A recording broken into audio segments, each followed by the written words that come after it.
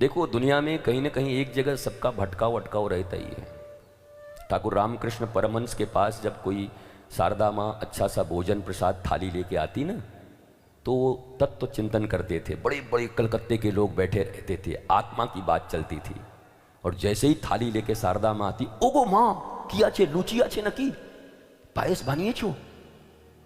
शारदा माँ एक दिन रोने लगी कि प्रभु आप ही के लिए तो बनाती हूं, क्यों इन लोगों के सामने अपनी बेइज्जती कराते हो।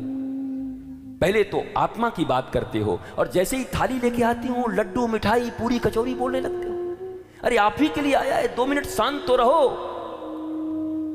जब दूसरी बार शारदा मां ने बोला तो ठाकुर ने बड़े गंभीर होकर कहा, शारदा जिस दिन तुम्हारी थाली को देखकर मैंने मुंह फेर लिया ना, तो 3 डेज और उसके बाद रामकृष्ण इस दुनिया में नहीं रहेगा।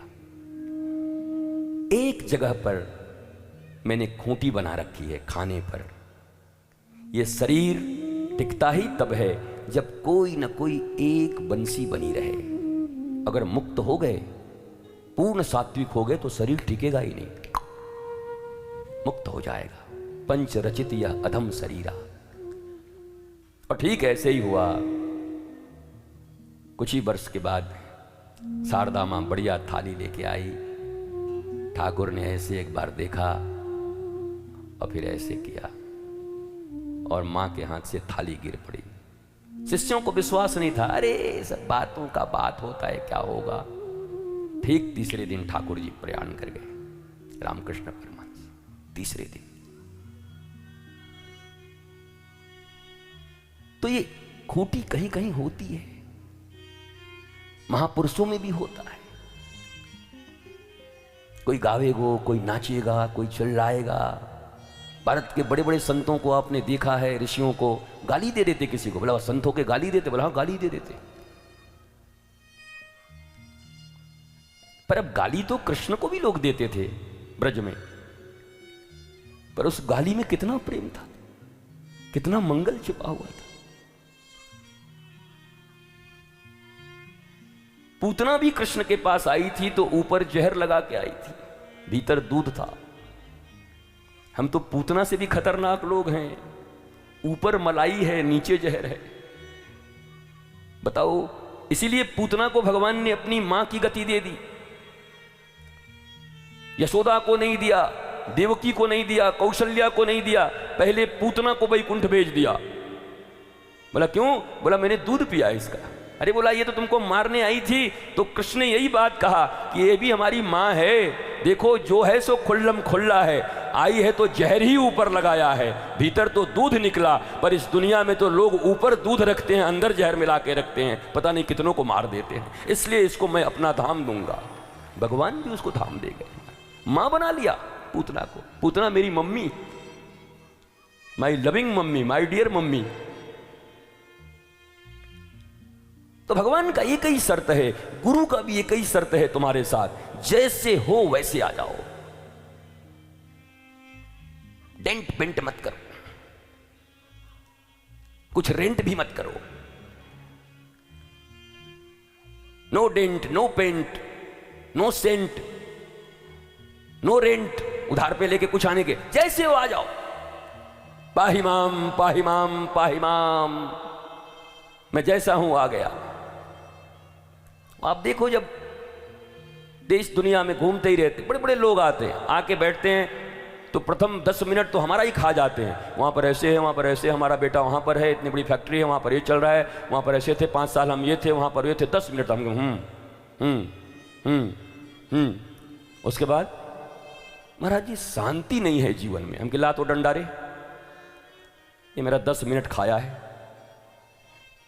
10 मिनट में अपना पूरा इतना वृत्तांत मेरे पास ये है, मैं ये था, मैं वो था, मैं यहां था, और अंत में शांति नहीं है महाराज जी। तो तेरे पास है क्या दरिद्र? जब जीवन की शांति नहीं है, प्रेम नहीं है, आह्लाद नहीं है, निर्भीकता नहीं है, भयभीत हो, फ्यूचर क्या होगा, शोक में डूबे हुए हो, पहले हमारी बेइज्जती हुई थी, अभी भी लगे हुए हो, क्या मिलेगा क्या मिलेगा, तो क्या है तुम्हारे पास? पर ये 10 मिनट खाता है जाके, ये है, वो है, वो है, वो है, यहाँ है, वहाँ है, ऐसा है, वैसा है, इधर है, उधर है। अब मैं अभ्यस्त हो चुका हूँ।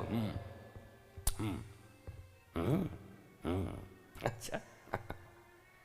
वो भी सोचता है कि आदमी प्रभावित हो रहा है हमसे। हम भी सोच रहे हैं 10 मिनट हो जाए तब तेरे से बात करूं। उसके बाद हम कि अब बता बेटा क्या खबर है। महाराज जी बस शांति नहीं।